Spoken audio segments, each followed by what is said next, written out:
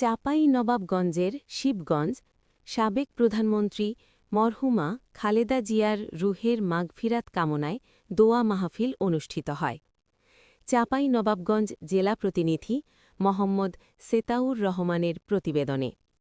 চাঁপাইনবাবগঞ্জের শিবগঞ্জ উপজেলার কানসাট বহলাবাড়ি গ্রামে বিএনপির চেয়ারপারসন ও ৩ বারের সাবেক প্রধানমন্ত্রী মরহুমা খালেদা জিয়ার রুহের মাগফিরাত কামনায় দোয়া মাহফিল অনুষ্ঠিত হয়। মোহাম্মদ মাসুদ রানা টমাস মাস্টারের সভাপতিত্বে মহিলাদের স্বতঃস্ফূর্ত অংশগ্রহণ ছিল লক্ষণীয়। শুক্রবার বিকেলে কানসাট ইউনিয়ন স্বেচ্ছাসেবক দলের উদ্যোগে কানসাট বহলাবাড়ি কেন্দ্রীয় ঈদগাহ প্রাঙ্গণে এ দোয়া মাহফিল অনুষ্ঠিত হয়।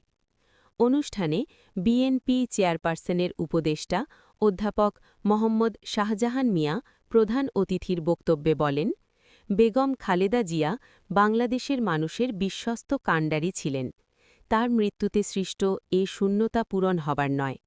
তাকে হারিয়ে গোটা জাতি শোকাহত।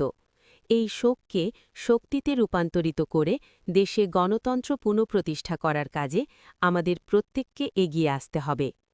আমরা সবাই সেবার হাত বাড়িয়ে দিলেই দেশনেত্রী বেগম খালেদা জিয়ার দেশ গড়ার স্বপ্ন বাস্তবায়ন হবে, ইনশাআল্লাহ।